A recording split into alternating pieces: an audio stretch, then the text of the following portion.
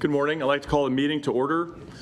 My name is Jim Begley. I'm the chairperson of the Metropolitan Utilities District Board of Directors. I'd like to welcome you all to the committee meetings this morning, September 4th, 2024.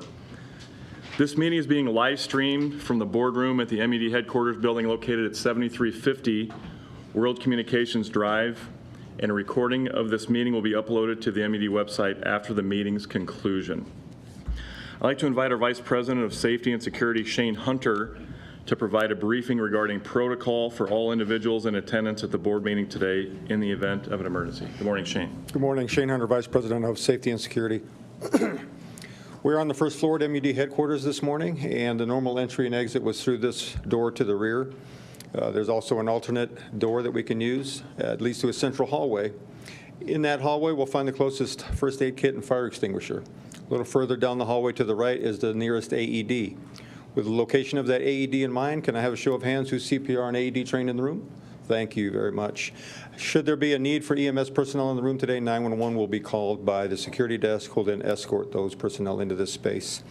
If we need to evacuate this space for any reason, we can use either door, but if we need to leave the building, we'll try to use this door on the right. Two lefts in the parking garage. We'll reconvene for accountability. That concludes the safety briefing. Thank you, Shane. Roll call, please, Sarah. Howard? Here. Kavanaugh? Here. Begley? Here. Cook? Here. Friend? Here. Sidzik? Here. McGowan? Here. I would like to advise all those in attendance that a copy of the Open Meetings Act is available on the wall in the back of the boardroom. Senior Vice President and Chief Operations Officer Kendall Miner will review the proposed capital expenditures. Good morning, Kendall. Good morning. So this morning with our letter on the CapEx, we've got 7 items total, 2 items that I'm going to go through for buildings, plants, and equipment. We don't have any items this morning for system improvements.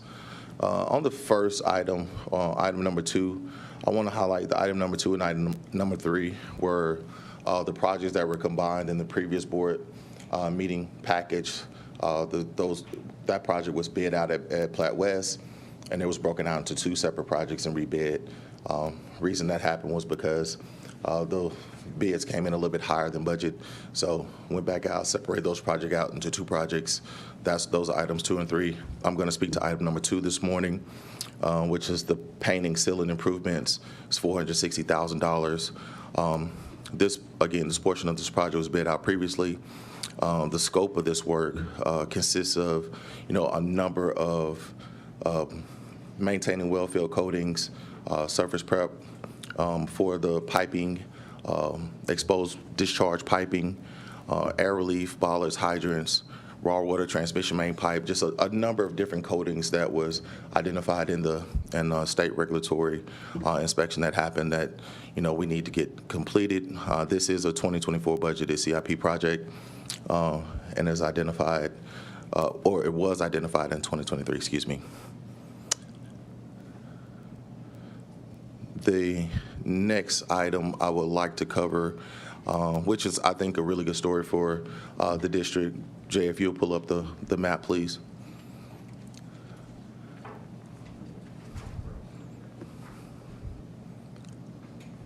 I'm not sure. So M.U.D received a $250,000 state grant from the Water Sustainability Fund. This picture highlights the 1,019 leak loggers that we have currently in our system. This was previously approved by the board this year. Some of the benefits that we've gotten from the leak loggers, they were installed, or we got everything completed, or we completed the installation on August the 14th of 2024. Currently, the leaks have, or the loggers have analyzed 94,421 sounding noises, not leaks, just soundings. Mueller has sent us 40 leaks to investigate. Out of those 40, we've had 4 of those that were water main breaks that were identified and repaired.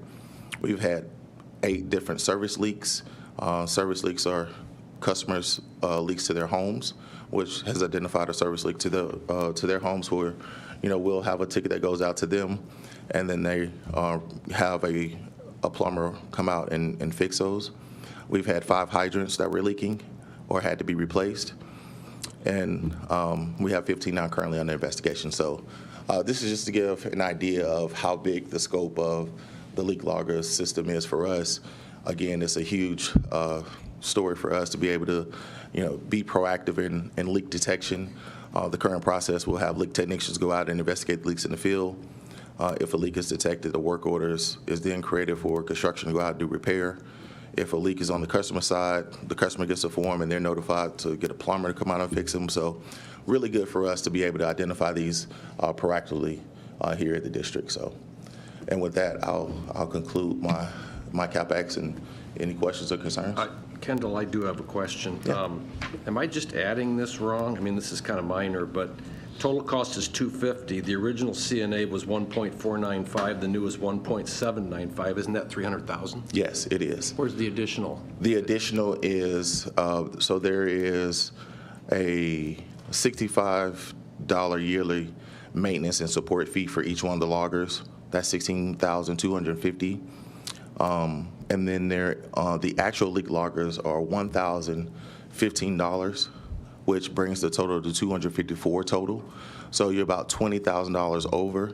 The additional dollars were dollars that we had for, if we had some system improvements or some other things that we need to do for the leak loggers, we would have those. We're not asking for the additional 50. We have that money already allocated from the previous allocation that was approved by the board for the first set of 1,000 leak loggers. So we have enough dollars to cover that addition. So the $250,000 state grant will be used for this. If the other $50,000 is needed, that's coming out of previously budgeted. That's correct. Okay. Mark Doyle, President. Yes, thanks for bringing that up. We did discuss that, and at the time we talked that over and it was explained, we didn't have time to redo the letter and send it out, but Yeah. this is something. We're of all the things we've been doing for Water IR, if you put them all together in a program, it's pretty impressive what we've been doing. Hats off to the team, but hats off to you for supporting us on this. I've often asked some of the leaders on the water side, would you want to know where all the leaks are if you could? Because once you know, what do you do? Well, this is a bit overwhelming, but we do want to know. And when, how many soundings did you say? It's a large number. 94,000. 94,000. See, this reminds me of my career in IT and saying, we've had 10 billion security hits. Well, you got to kind of sift that down into what's important, but it is pretty impressive that right out of the gate, we are down to, first of all, finding leaks on customer services is important. Mm-hmm. That's going to pay dividends. But how many are we down to that we're actually looking at and excavated and fixed in some cases? 25. Yeah, that's great. And we're just getting started. Yep. So this is just one of the aspects that's really going to pay dividends and help us get ahead of the water infrastructure. You'll never do it in my lifetime, but if you can at least mitigate the risk and go after the high consequence, high cost failure leaks, it's going to be a big thing. And this, I'm feeling like we're at a little bit of a turning point here. So thanks for bringing that up, Director Friend. Got me going. Thank you, Kendall. All right, thank you. Director of Facilities Management, John Veleratsky, will present change order number 1, JC Excavation. Good morning, John. Morning. John Veleratsky, Director of Facilities Management. Jay, if you could display the first photo for me, please.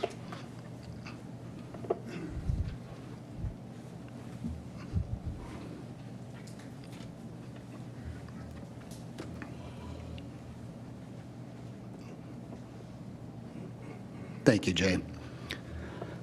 This morning, I will be discussing change order number 1 for JC Excavation to perform mass grading and site clearing work for Construction Center 2 located under tab 6. This work was bid as a separate project last fall to expedite site preparation for facility construction and is not included as part of MCL Construction's work as the construction manager at risk for the project. JC Excavation was awarded the contract with a bid of $984,425, which was approximately $440,000 under the estimated construction cost for the work. The aerial photo displayed on the monitors was taken yesterday, showing the site in its current state of grading construction, which is nearing completion. This photo provides an aerial view looking southward toward Potter Street, where the main entrance to the facility will be constructed. The facility will be generally located in the center of the graded area shown in this picture. Jay, can you please display the second photo? This photo was also taken yesterday and is looking northward toward Highway 133 and State Street. The facility will be located in the foreground with a secondary access road leading to the north toward State Street. Jay, can you please display the change order drawing?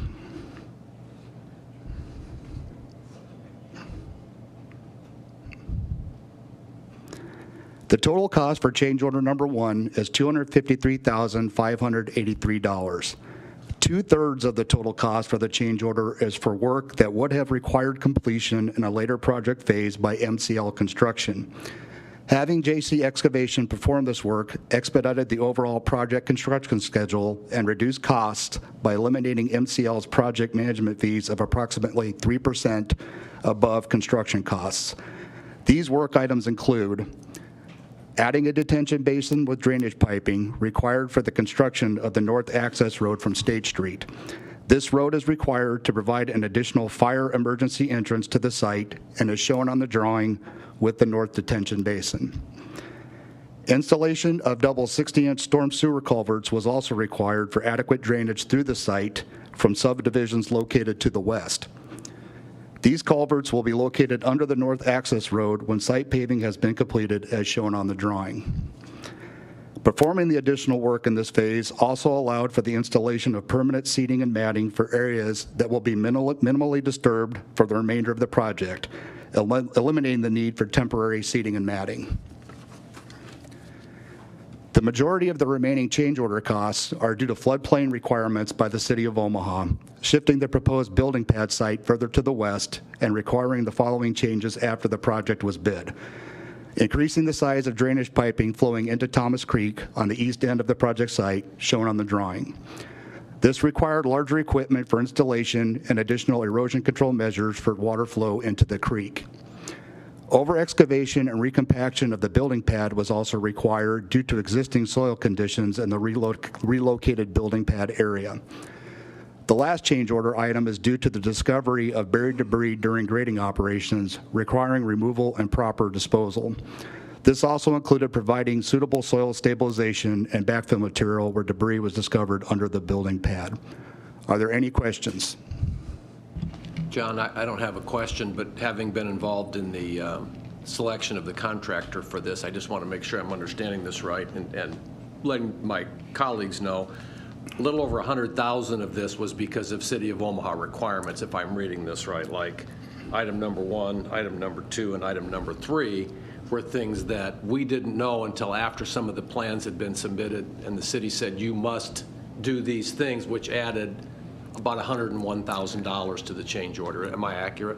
That is correct, and to explain that a little further, it had to do with the designation of the floodplain for the site and having an adequate setback for the slopes that were required away from the floodplain. The city only allows a certain amount of fill within that floodplain designated area for safety and also to help prevent significant erosion of that area, because we do have significant fill on the east end of this site.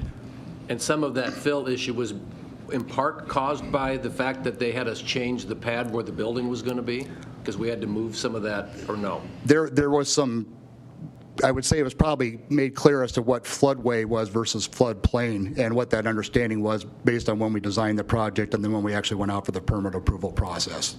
Thank you. John, do we know why we didn't know about this prior to the work being done on this piece of land? Our understanding when the original plat was developed was that was where the floodplain was located, but that's actually considered the floodway, and they're two separate things. So we actually, when we went through the permit approval process, the city clarified that the floodplain was actually a different boundary designation. Would you want to take a stab at the difference between a floodway and a floodplain for us? John, do you remember offhand, are we talking about a 50-foot designation?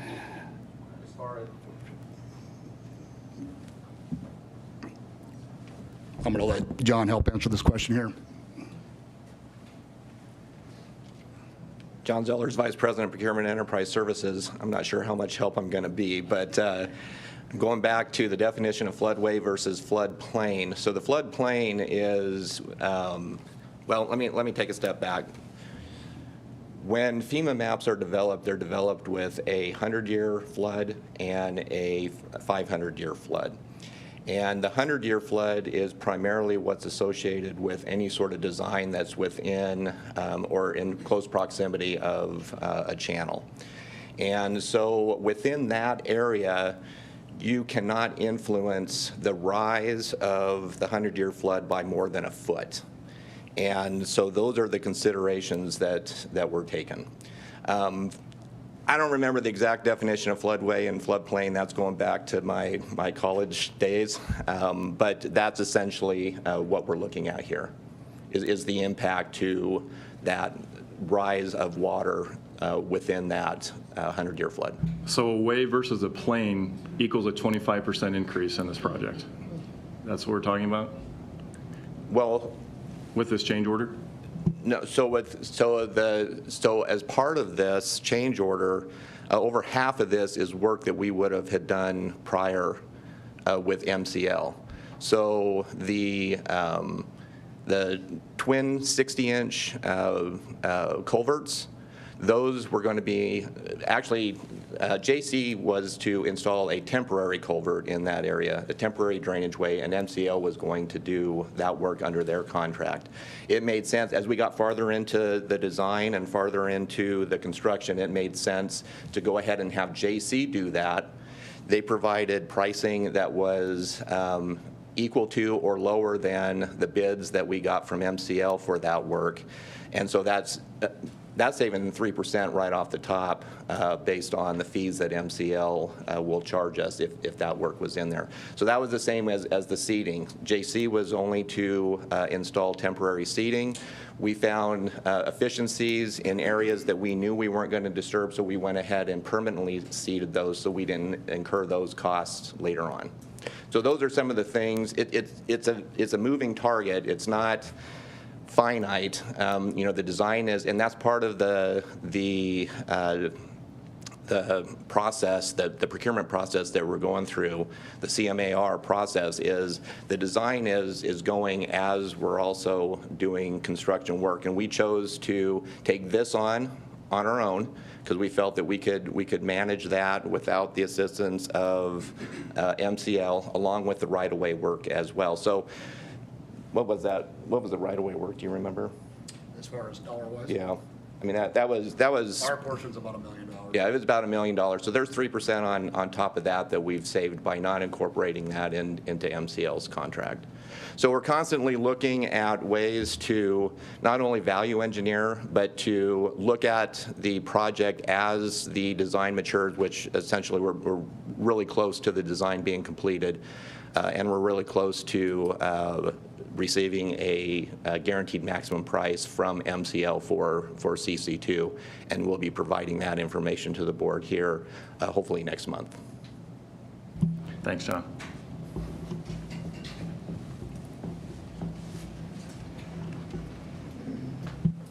Thank you, John. Are there any other questions? Thank you. Thank you, John. Interim Director of Plant Engineering, Adam Gartner, will review the JEO Services Agreement extension. Morning, Adam. Good morning. Adam Gardner, Interim Director of Plant Engineering. This next agenda item is a recommendation to renew or extend an agreement with JEO Consulting Group to provide inspection services for water main construction projects. JEO provides these services to supplement a team of 19 full-time district employees or senior engineering technicians. Supplemental inspection services are typically utilized on water development or system growth projects that are installed in rural or new suburban areas with little to no impact to existing district customers. Really, district inspection inspectors or senior engineering techs are prioritized to gas and water infrastructure replacement projects that have a much more direct impact to customers. We use consulting inspection services to peak shave during busy construction seasons to meet demands of water main project schedules that are often outside of the control of the district. We are requesting a 2-year services agreement. Within these next 2 years, utility relocations for the City of Omaha's streetcar project are scheduled to be nearing completion, and also contracted lead water service replacements will be quickly ramping up to meet the 10-year federal mandate for replacement period. Both of these programs certainly represent a significant challenge to the area's contractor labor market and will effectively double the amount of water main construction in the Omaha metropolitan area. Engineering is recommending that district inspection staff be prioritized to these two both impactful and highly visible projects within the metropolitan area. JEO has demonstrated consistent staffing of well-qualified construction inspection professionals. JEO proposed rates have been reviewed and compared with other similar construction services. So by selecting to renew with JEO, the district is retaining the institutional knowledge of this longstanding partnership. So approval of this item will allow the president to negotiate into a 2-year agreement. And then lastly, I will note that the decision to extend with JEO will be reevaluated in 12 additional months or halfway through the 2-year extension.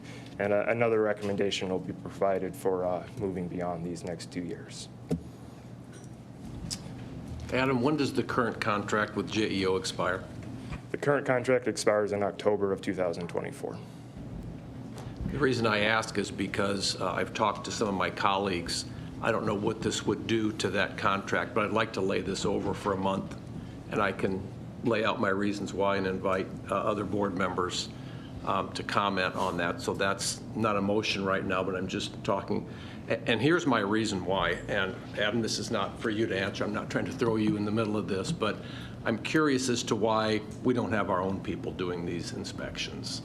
I heard what you said, Adam, and I respect your position on this, but I think this is something that our people should be doing for a variety of reasons. I'm given to understand that some of our senior staff have met with, or at least one of our senior staff members have met with some of our foremen, and there's been some concerns expressed about how often JEO is on the scene versus how often they should be on the scene, the quality of their inspections, some of the problems that have occurred after their work, by the subcontractor is done that JEO was supposed to inspect. And so I don't know what it would take to ramp up to hire some of our own people, promote some of our own people into SPA positions to become the inspectors on this, and if lead service line becomes something else that we can use these folks for. And I will use the analogy that although overtime is not necessarily the preferred method, we've done it with locating before. When the locating numbers go way up, they get overtime. I guess I'm trying to understand why we're paying to outsource this, because once the dirt's put back in the hole, we own it. And if there's a problem there, we own that too. And I'll give another example, and I don't know if it was JEO, but then these are just the reasons that I have concerns. I'm not pointing a finger at anybody directly, but the other issue is I've been told that we've hired subs to do hydrant installation, and the hydrants are supposed to be street facing, meaning the larger port is on the street, or the larger fitting is pointing toward the street. And there have been many, many, many of them that weren't done that way. Who's supposed to be inspecting them? I think if our people have that responsibility, we've been able to show that our employees are probably none better at doing this type of work and inspection. So that's why I'd like to hold it over. I have a question. Do we have any idea how much this would cost for this 2-year contract? I know it's going to be negotiated, but ending this current 2-year contract, do we have any estimates on what it would cost?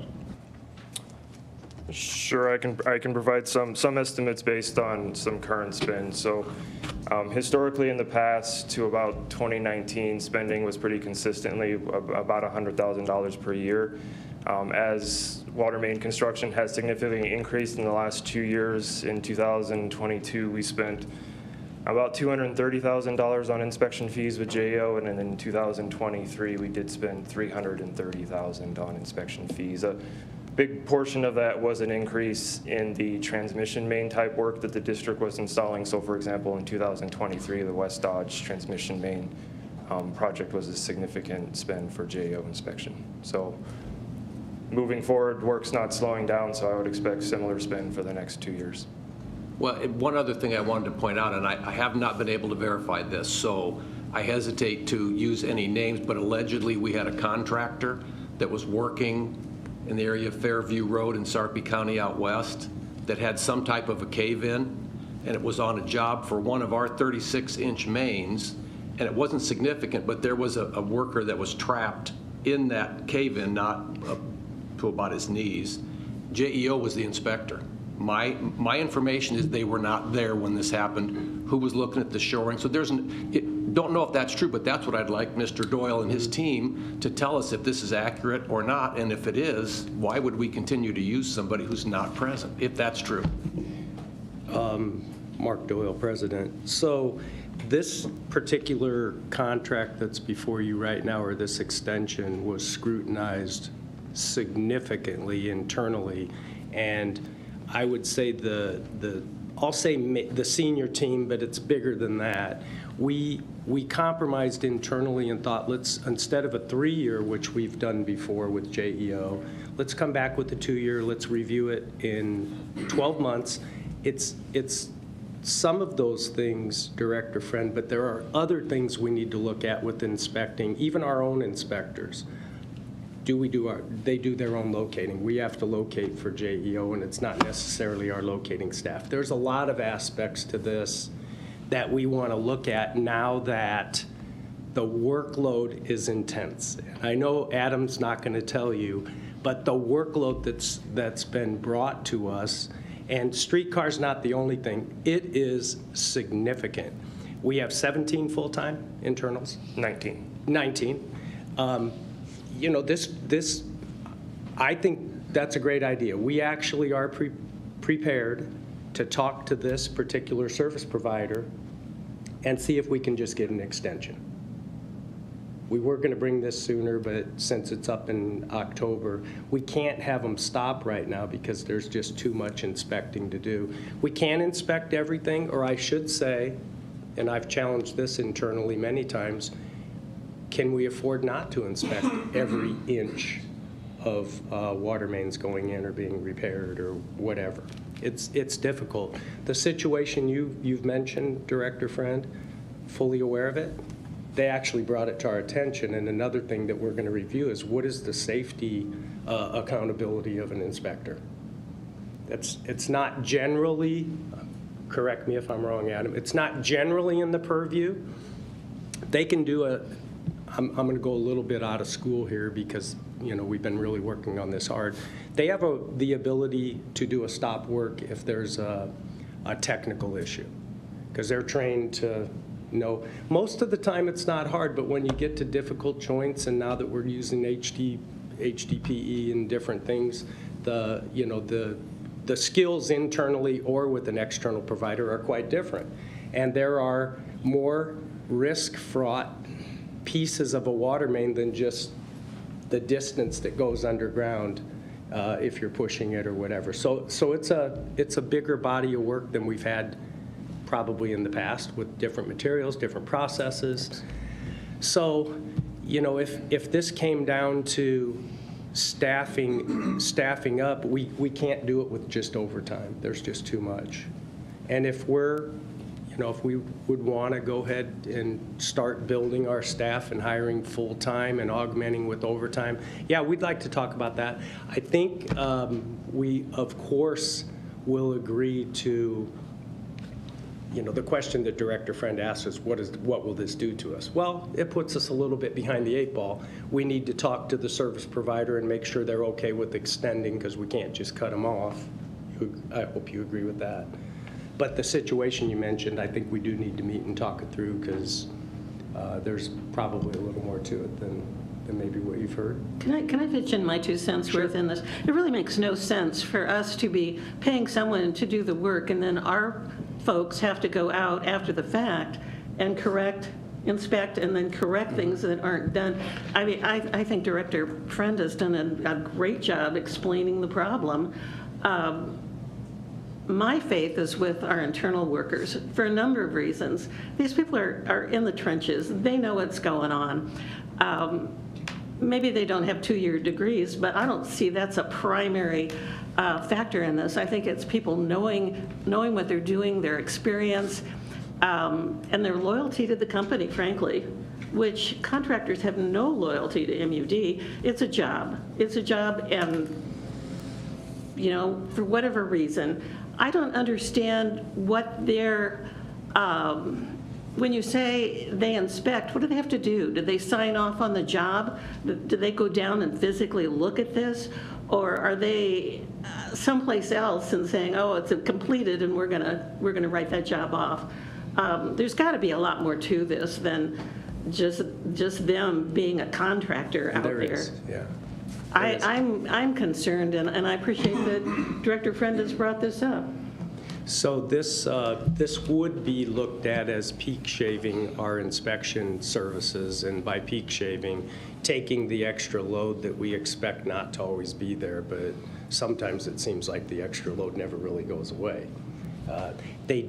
The external service providers tend to do the work that's not as difficult. And this is an age-old discussion with our water mains, gas mains. As long as I've been here, I sat through as a board member when we decided to outsource some of our gas mains, and that was difficult. I'm a proponent of internal. There's no doubt about it. This is not as simple as it sounds, so I would like the opportunity to talk deeper and further with anyone that wants to, whether we come up with an ad hoc committee, Director Friend, or it just becomes a CNO, I don't know. But I would like to, I agree, you know, we want to make sure you're confident in the direction we go. I'm not going to tell you right now in this discussion that I think this is the right way to go. I want to air that out with you, and if we need to make some modifications, know what we're getting into. But I will assure you, I want to assure you that we are looking really, really hard at this, and Adam would tell you that if he could. I know he would. So This goes back a little bit to the debate we had when we outsourced water and everything. One of the concerns I said at the time was, how do we know they're doing it right? And I was told at that time, we always had a safety inspector from M.U.D. on site and approve the construction. You know, and now with all this, I don't think we have the staff to get out there and do all this. And your analogy of peak shaving is right. Just like in winter, our peak shaving, we don't go out and buy spot market gas. We peak shave and save money that way. I don't know that we can get away from not hiring a contractor to help staff peak projects at this time. I don't think it makes sense to go out and hire people to do them all. But maybe it's not the right contractor. Maybe we don't have confidence in them. Maybe we need somebody else that we have confidence in. Is there another firm that does this, or are they the only ones in the area that do this? And along with that, did we bid this out? Okay, so yes, certainly there are other engineering firms in the Omaha area that do provide construction inspection services. I will note that not a lot have significant water main experience. So JAO is by far the most experienced consultant in the Omaha area and is very familiar with the district standards. And I guess to answer your question, Director Howard, the last time this contract was, we went out for formal request for qualifications in 2014 and have used Sorry, I didn't hear you. What did you say? 2014 was when the district. And we did bid this out. It was an engineering selection of a consultant using a formal request for qualifications and proposal process.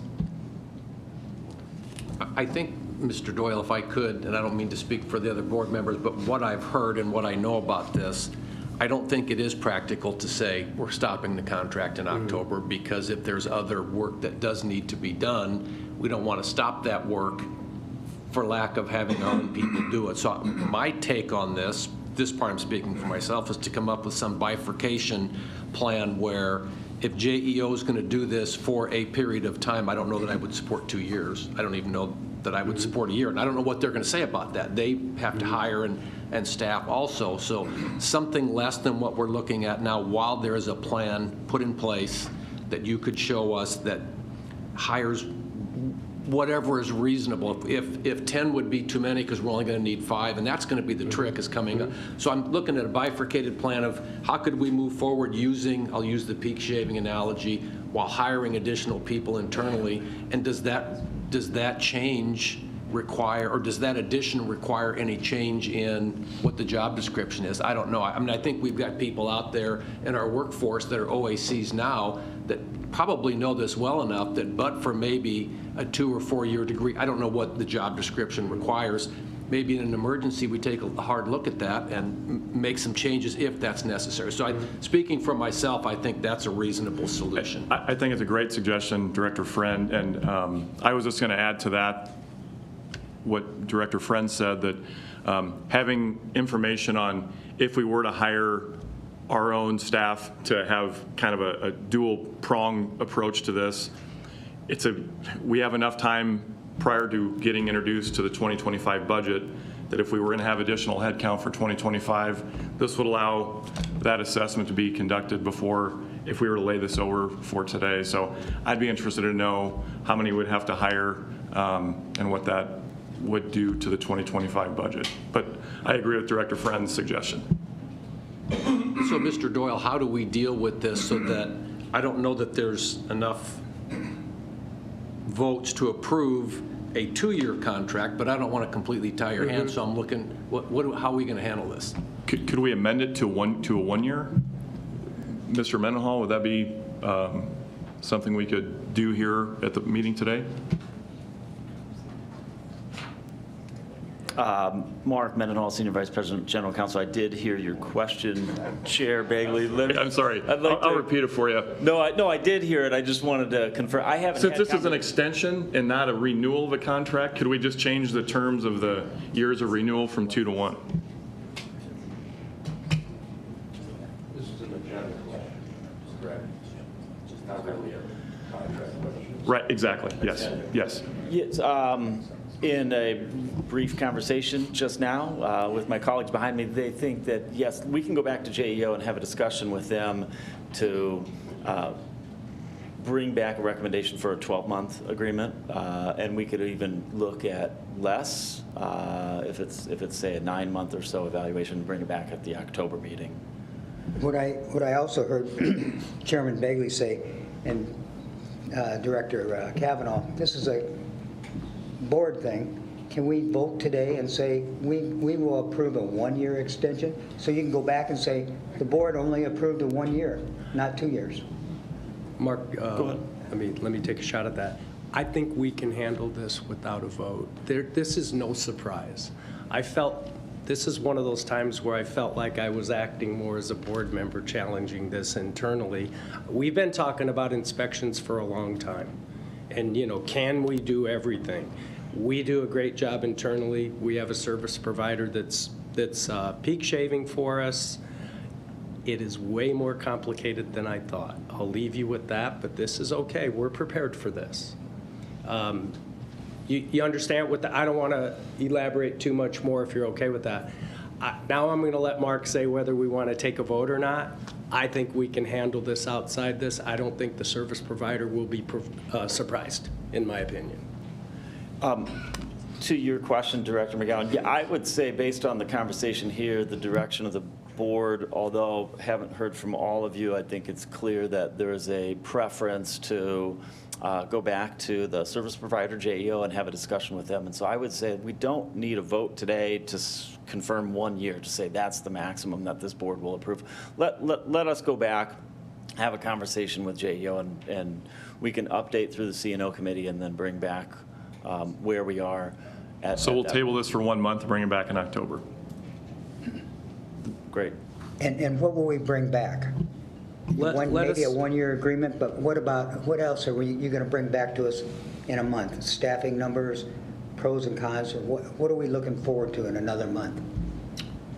So Yeah, I would say we could bring, I don't speak for my engineering colleagues here, but in addition to the recommendation for these inspection services, I think that we can bring back a summary of or discussion relative to what this would mean for staffing internally, even a general discussion about exactly what it is that these inspectors do, especially relative to the safety concerns that Director Friend has brought up, because there is a distinction between, say, a safety inspector and the, I guess, the water construction inspection services that JEO. So we can kind of try to package that up and have a continued discussion in October. Could you also include in that, when you're addressing the issue of internal hires, could you look at the issue of a 2-year degree with the possibility of experience weighing in on that, so that we're not just restricting that to people that have the college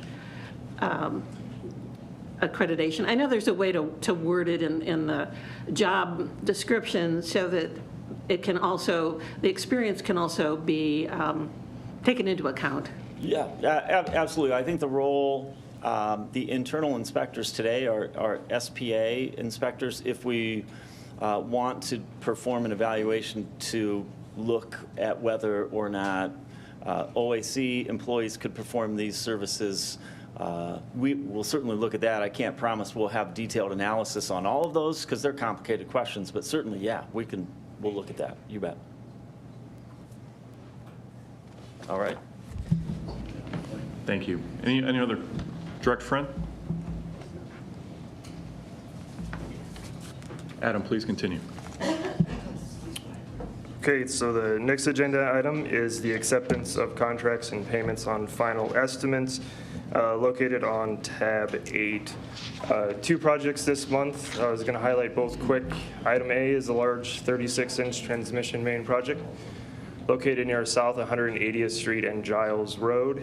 This project is one of 3 remaining projects identified in the water system master plan that are needed to complete the transmission system for reliability improvements coming off of Platte West to serve the growing and rapidly developing Sarpy County area. Roll-off construction did complete this project. Next item on the letter is item B. This was a project to install a new fence along the north property line at the Platte West Water Production Facility. New residential subdivision started construction along the north property line there, so the new fence does secure the district's property to prevent encroachment or trespass onto the district's property. This was a lump sum job with American Fence Company as the contractor. Take experience in it. Yeah. Thank you. What kind of fence are we having put in? Is it wood, chain link, what? No, it's an aesthetic, about an 8-foot kind of black metal fence. Metal fence? Yep. Thank you. It's a nice looking fence, so. Any other questions? Thank you. Thanks, Adam. Back by popular demand, Vice President of Procurement and Enterprise Services John Zellers will now review the bids on materials and contracts. Welcome back, John. All right, good morning again. John Zellers, Vice President of Procurement and Enterprise Services. Before I review the bids on materials and contracts, I've been asked to provide a refresher on the district's bidding process. Public bids for materials, services, vehicles, equipment, and construction projects are posted on our e-procurement website, which is termed ProcureWare.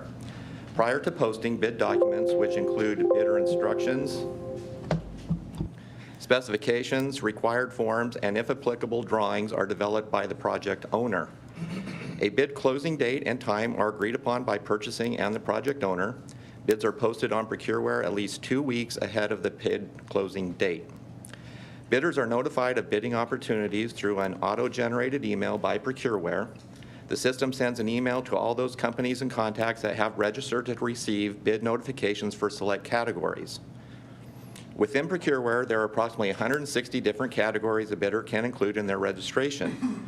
These include various material categories such as anodes, pipe, and water treatment chemicals, service-related categories such as building cleaning, security guard, and snow removal, professional services such as information technology, financial and engineering, construction categories that include water mains, mechanical, plumbing, electrical, and general construction, and various categories for all the types of vehicles and equipment that we utilize.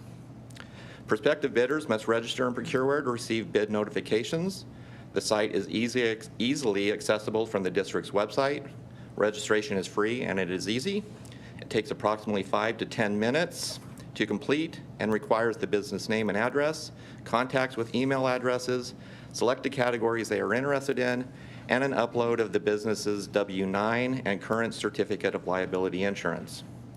Bids are received electronically up to the closing date and time, at which time bids are open and read publicly.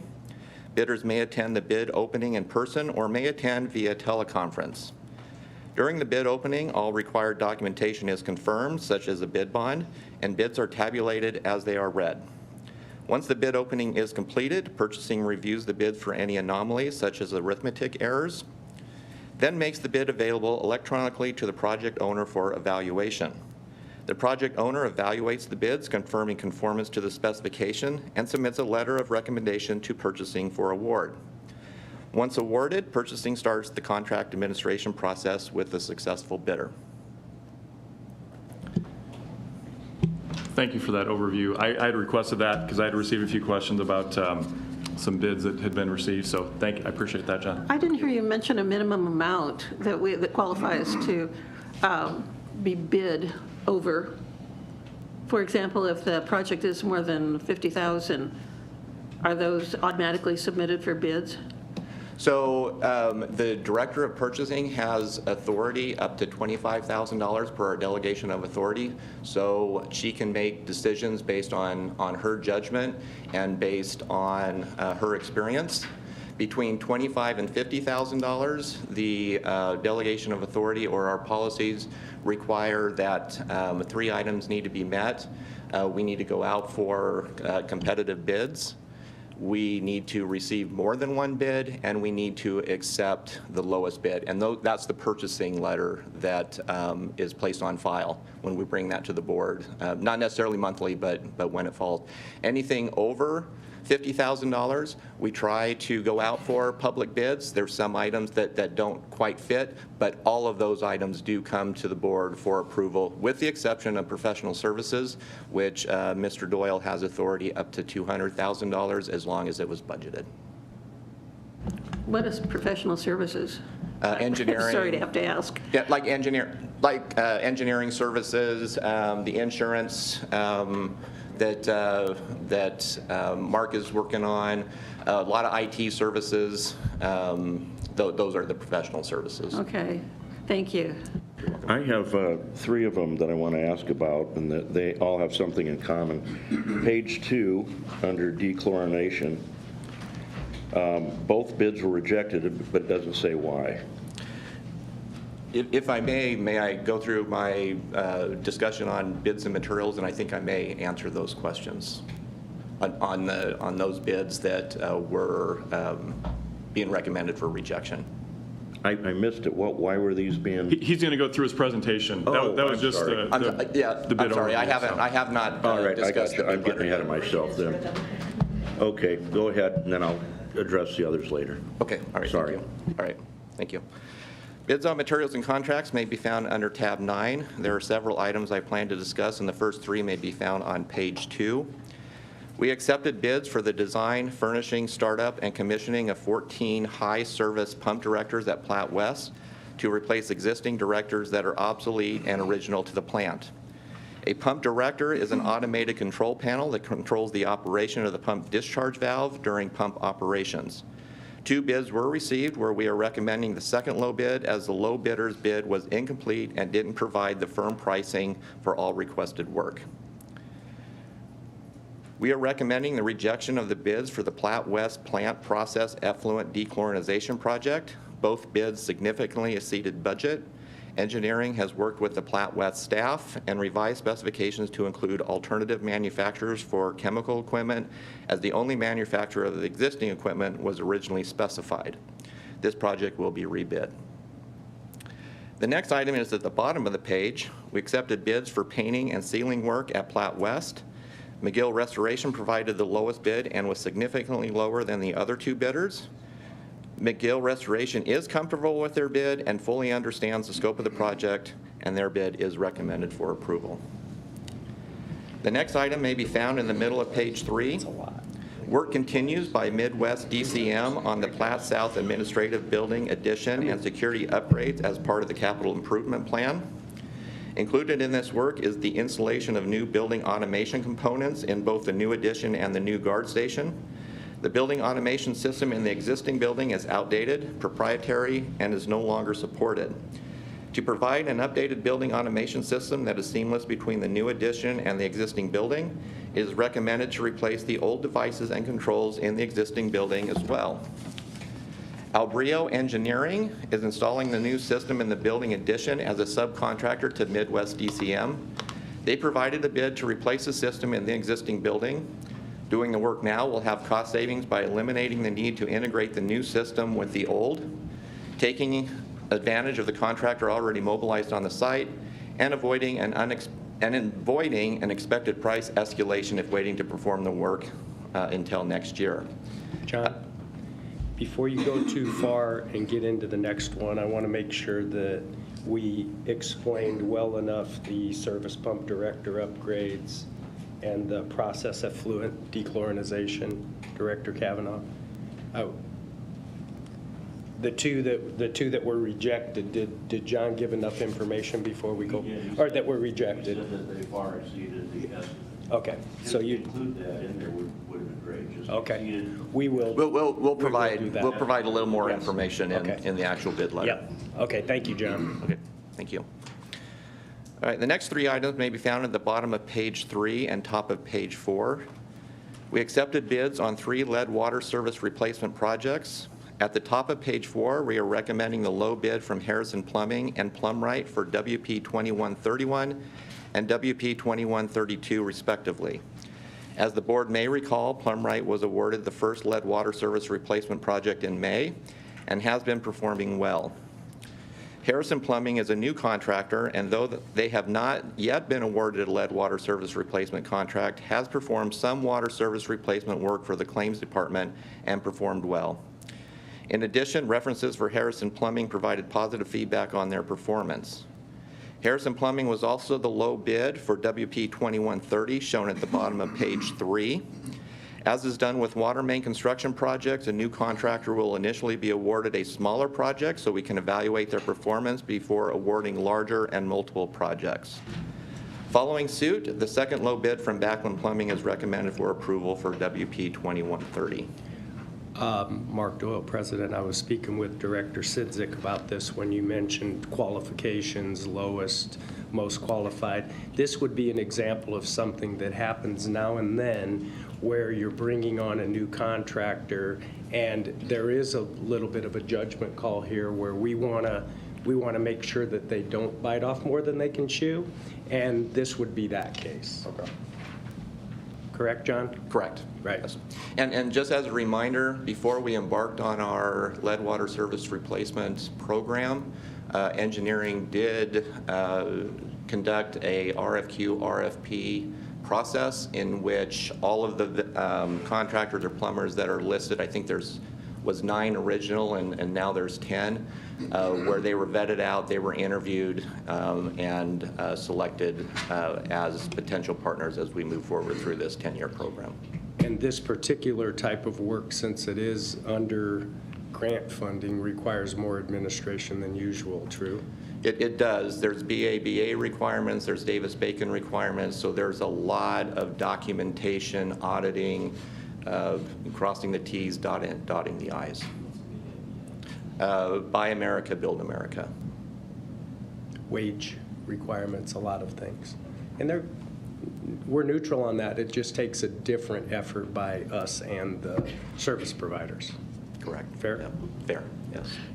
John, to take you back to the start of your presentation, our policy is lowest and best bid, correct? It's not just automatically the lowest bid. Lowest and responsive. Lowest and responsive. And responsive bidder, correct. And secondly, is there a team that you have that review the bids? Is it a vote of the group that determines who the bid goes to? Do you make that final determination? And obviously we have engineering, IT, so you have different folks that you rely upon to determine who the best bid would be based on their subject matter expertise. Is it a committee? Walk us through that process just briefly. Yeah, so you hit it. It's the subject matter experts are the ones that provide the credibility to the bid analysis. So let's talk water treatment chemicals, for example. Our water quality division would definitely be more qualified in evaluating the performance of those chemicals and making that recommendation than the team in purchasing. What purchasing does and what I do is, well, the lead service is an example. We had a very extensive conversation last Friday around those particular bids where we discussed the recommendations that came forth to purchasing, how they fit within, I'm not going to say policy because it all fit within policy, but how it fit within maybe expectations and how we have traditionally evaluated those bids. And there was a lot of discussion and we came to agreement. Most of these come through as the low bid. Most of the bids are low bid and responsive. As I shouldn't say Sherry Meisinger Sherry Lightfoot, sorry, puts together the bid letter every month. She is in constant contact with the project owners, whether it's Mark McCoy for vehicles, whether it's the multiple engineers that we have, whether it's those at the plants, and gets to a level where she agrees and is comfortable and understands how they evaluated the bids and how it fits into our methodology. I greatly appreciate the refresher. And every once in a while, it's good to get reminded of how that process works, and those contractors do incredibly important work for us. So. Oh, they absolutely do. I mean, we would not be successful if our contractors aren't successful, and we want them to be successful. What are the rules and laws on the training programs that are required to do this type of work with these lead pipes? I would probably have to defer this to either Stefan or Masa Nia as far as what those qualifications were that were vetted out.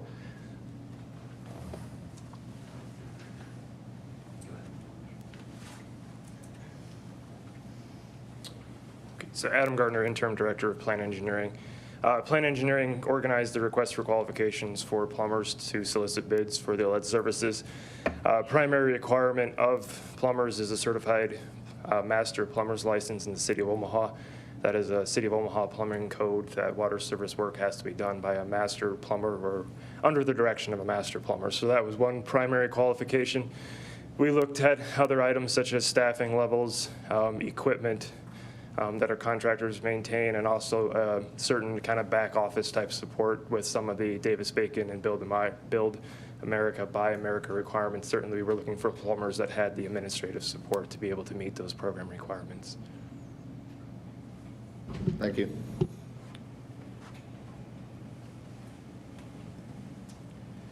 All right, I do have one last item if you want to hear it. All right, the last item may be found on page 5. We accepted bids for our annual requirements of activated carbon. Activated carbon is used in the water treatment process at Florence to control natural organic compounds, which essentially decaying vegetation that impacts taste, odor, and color of the water, primarily during high runoff events. 9 bids were received from 6 suppliers in which we are recommending approval of the bid from Arc Purification for its Carb Pure HRA powdered activated carbon. Though Arc Purification's bid is not the lowest, their product performs best in color reduction when tested by our water quality division. And that's all I was going to discuss, and would be happy to answer any further questions. All right, thank you. Thank you, John. Vice President of Engineering Masa Nia will now review the proposed main extensions. Morning, Masa. Good morning. Masa Nia, Vice President of Engineering. This morning, behind tab 11, we've got the main extensions letter. This month, we have 3 water main extensions. These include fire protection and water service available for 193 residential lots, 3 commercial lots, as well as 6 outlots.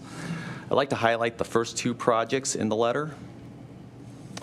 We've got a map showing here the project area, which is WP 2090 for the installation of interior water mains for the Woodbrook Valley subdivision. This is located near 180th and Ida Street, just to the south in that blue shaded area. The second project listed is a Pioneer Main, 24-inch water main along 180th Street, as well as along Ida Street as seen in the map with the bold red line. These larger water mains are included in the district's water system master plan to build the transmission main to interconnect the pump stations and storage for improved system reliability and resiliency. And in the next slide, if we can move to that, it shows a bigger, larger area surrounding these projects and just the amount of open areas for future development as we extend this transmission main and ensure that there's reliability for our current and future customers. So a little bit about the finances on these projects. A 12-inch equivalent will be paid by Woodbrook Valley Development in Ida Street, with oversizing to a 24-inch water main being paid by the district through our impact fees, so that's part of our policy.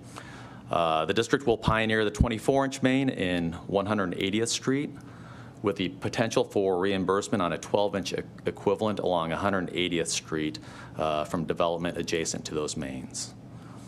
All 3 projects on the letter have requested M.U.D gas service, and those main extension requests will be brought to the board in the future for approval. And that is all I plan to cover and would be happy to answer any questions. Thanks, Masa. Thank you. Vice President of Human Resources Bonnie Savine will now cover items 12, 13, and 14. Thank you, Director Bagley. Good morning. Bonnie Savine, Vice President, Human Resources. Let's recap employee counts. On August 31st, 2023, we had 890 regular full-time employees and 4 regular part-time employees. That's a total of 894. To end this August, we had 896 regular full-time employees and 4 regular part-time employees for a total of 900 regular employees. We did also have 17 part-time employees comprised of 16 interns and 1 temporary part-time employee. A review of jobs actively in the job placement process. We have 3 jobs that have a requisition routing for approval. We also have 6 jobs currently posted. 4 are external only. You'll see those on the screen. They include a couple new interns as well as regular employees. We also have 2 that are posted internally only at this time. 6 jobs are in the application review or interview stages, and then we also have 4 jobs with 11 employees, and they are all starting next Monday, so we will have another 11 staff members on board next week. Now behind tab 12, you will find the wage and/or salary increases and ratifications letter. Human Resources is recommending the Board of Directors approve the wage increases for 9 employees this month. All 9 employees are OAC, and they are being promoted through the regular posting process. Additionally, we have 2 SPA new hire ratifications, and those are listed at the end of the letter. Are there any questions? Okay. Behind tab 13 is the group insurance contract renewals letter. Each year, the district's benefit contracts are reviewed. The district strives to provide employees an engaging array of benefits while seeking to achieve value in the cost of the administration of those benefits. The district continues to work with Hub International in evaluating our benefit administrators, the benefit plans, and the costs associated with those plans. Bill Fox with Hub International's local office is here with us today on behalf of our larger team over there at Hub. Outlined in the letter are recommendations for the following group insurance contracts: PPO and HMO medical and pharmacy, dental, vision care, flexible spending accounts, basic and voluntary life, as well as accidental death and dismemberment, our long-term disability plan, COBRA administration for benefit continuation beyond employment at the district or aging out, voluntary coverages for group accident, critical illness, and long-term care, as well as employee assistance. And I just have a few highlights that I wanted to call out from that letter. The contract with Blue Cross and Blue Shield of Nebraska for medical and pharmacy plan administration is currently approved through 2026. However, as part of the contract, we do evaluate and are regularly evaluating our pharmacy benefit administration. We recommend the continuation of an additional year with Prime Therapeutics for 2025 pharmacy benefit and claim processing. These benefits are processed seamlessly as part of a member's Blue Cross and Blue Shield claims process. Next, HM Life provides stop-loss coverage for both individual and aggregate levels for the district. So this is more of an insurance product on top of our pharmacy and medical claims. The district has received a firm renewal offer with an 11% increase to the specific stop loss and a 4% increase to the aggregate stop loss premiums. Next, an additional benefit that is on the letter for 2025 is a supplemental individual disability product. This benefit will provide disability benefits, closing the gap for employees that earn more than $270,000 annually, should they be approved for long-term disability benefits. And then finally on this letter is a new 3-year agreement with Hub that is being recommended. A 5% adjustment would be effective January 25th, and that adjustment would be in place for the 3-year agreement. There would be no additional increases throughout the rest of the term of that agreement. Are there any questions on that letter? Okay, thank you. And then moving on to tab 14, last October, a recommendation was approved by the board to modify 2 premiums in the SPA overtime compensation rules. This occurred after management identified 2 critical compensation-related benefits that we felt needed addressed immediately in conjunction with the implementation of the workforce timekeeping system. Those 2 premiums were compensation for rest periods and for emergency call-out minimums. Recently, a review of those changes was conducted, and an additional change is recommended to the policy. Approval of this recommendation will allow SPA employees that are eligible for overtime and assigned to the approved jobs in the policy to be eligible for rest period and emergency call-out as outlined in the policy. That adds, I believe, 7 jobs to the list. Details related to the premiums and the jobs that would be eligible are outlined in the letter. Are there any questions? Director Kavanaugh. Bonnie, I don't have a question about this, but I had occasion to run into Juanita Ford the other day, and she talked about an employee cornhole tournament you're going to have. Yes. Maybe, can you tell us a little more about that? Is that just for Sure. employees?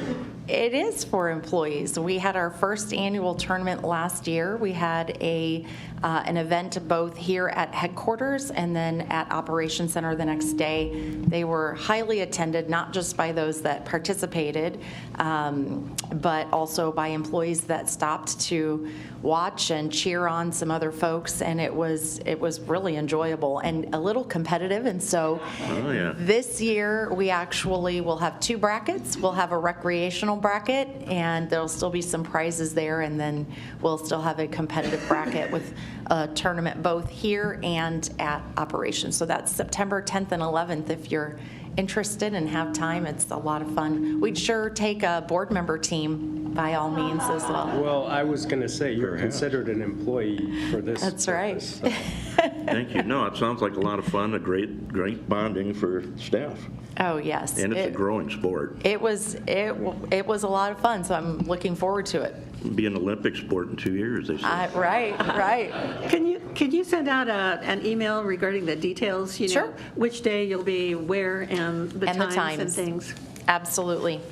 And Will while do. I'm at it, I'll give you a chance to pitch the employee health fair again. Thank you. I did confirm that the date for that is Thursday, October 30th. And that will be our annual benefit fair with all of the expected benefit administrators and services that we are providing employees with regard to vaccines and mammograms on site. You might want to say the location, too. Sure, the location is at the Firefighters Union Hall, right off of the Interstate 60th and Grover, right by Operations Center. So it is Wednesday, October 30th. Thank you, Sarah. All right, thank you. Thanks, Bonnie. Are there any members of the public in attendance today who would like to address the board?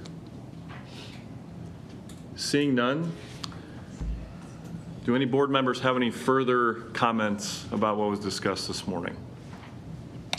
Seeing none, we will take a 10-minute break. We'll go practice our cornhole in the meantime, and we'll reconvene at 9:36.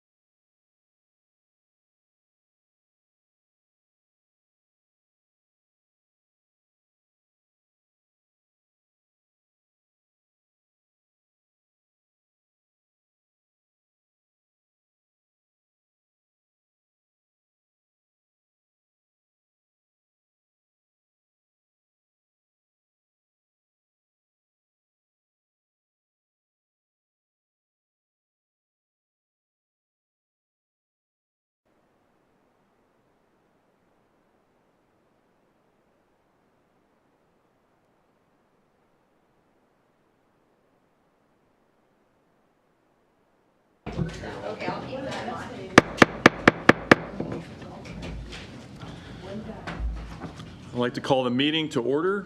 My name is Jim Begley. I'm the chairperson of the Metropolitan Utilities District Board of Directors. I'd like to welcome you all to the regular monthly board meeting this morning, September 4th, 2024. This meeting is being live streamed from the boardroom at the M.U.D headquarters building located at 7350 World Communications Drive, and recording of this meeting will be uploaded to the M.U.D website after the meeting's conclusion. Roll call, please, Sarah. Howard? Yes. Kavanaugh? Here. Begley? Here. Cook? Here. Friend?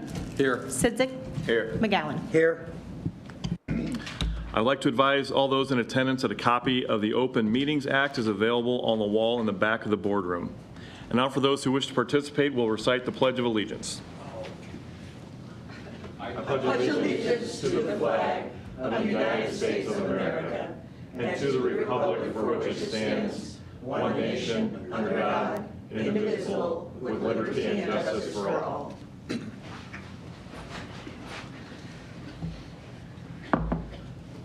Approval of minutes for the committee meetings and a regular board meeting for August 7th, 2024. Do we have a motion? I so move. Second. Discussion. Roll call. Howard? Yes. Kavanaugh? Yes. Begley? Yes. Cook? Yes. Friend? Yes. Sidzik? Yes. McGowan? Yes.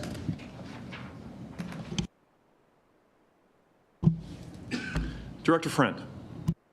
Thank you. Item number 5, this is capital expenditures discussed in committee. I move approval as outlined in the memo from Kendall Minor dated August 28th.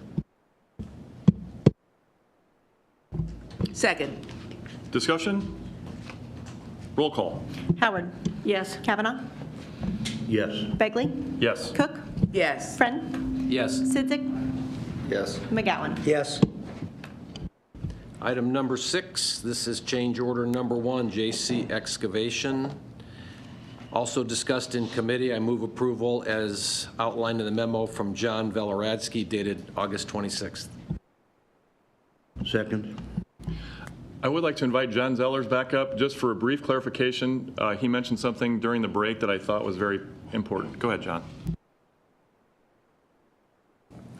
Good morning, John Zellers, Vice President of Procurement and Enterprise Services.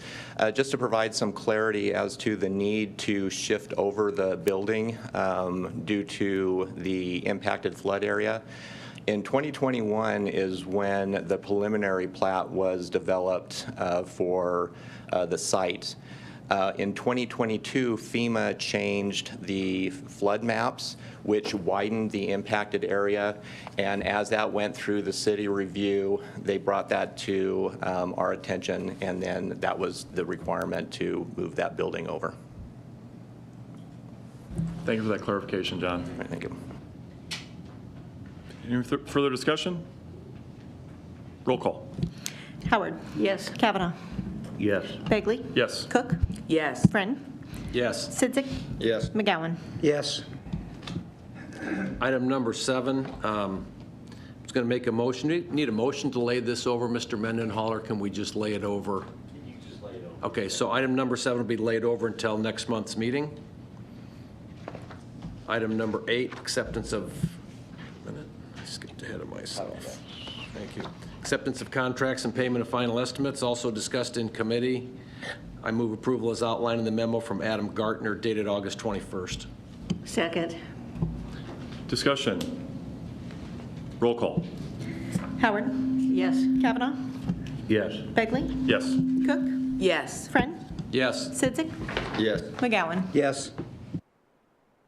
Item number 9, bids on materials and contracts, also discussed in committee.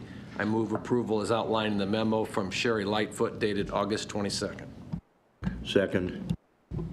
Discussion. Roll call. Howard? Yes. Kavanaugh? Yes. Begley? Yes. Cook? Yes. Friend? Yes. Sidzik? Yes. McGowan? Yes.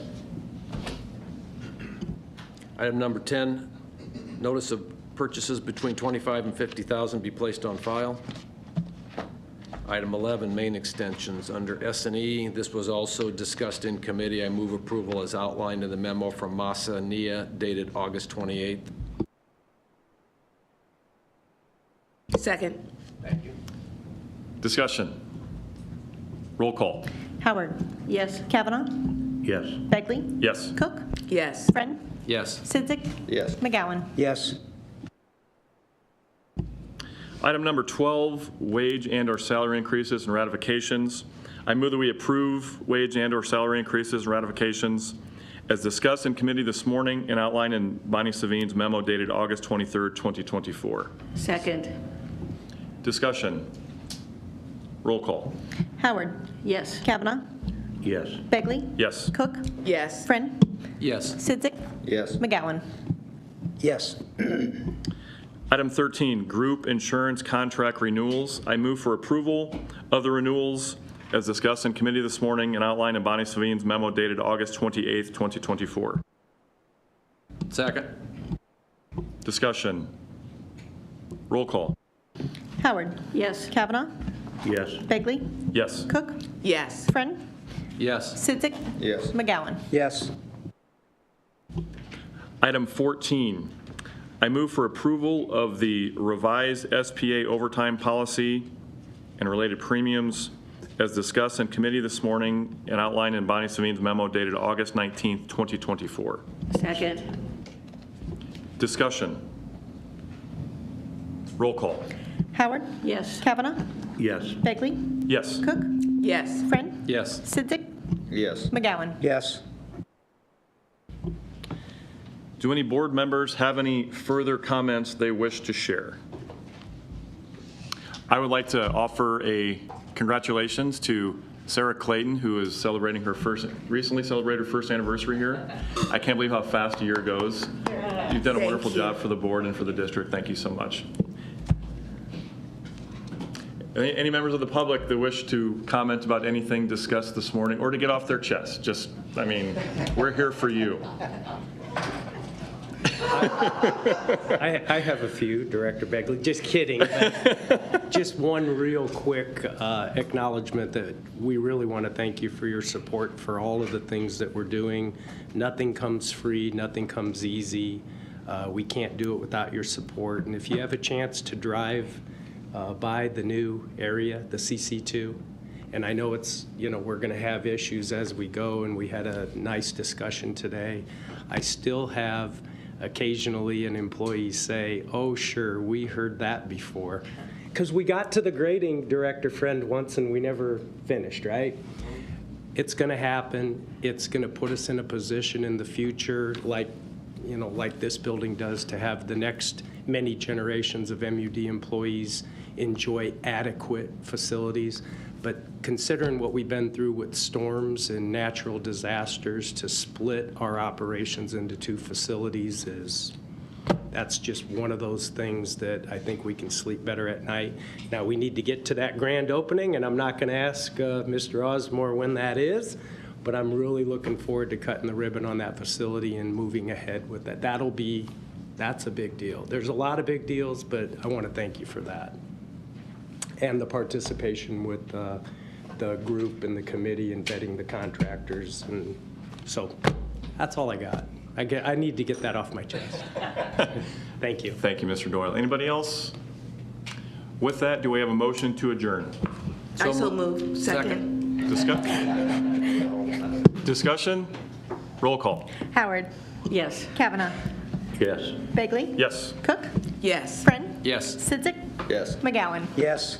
Adjourn at 9:46.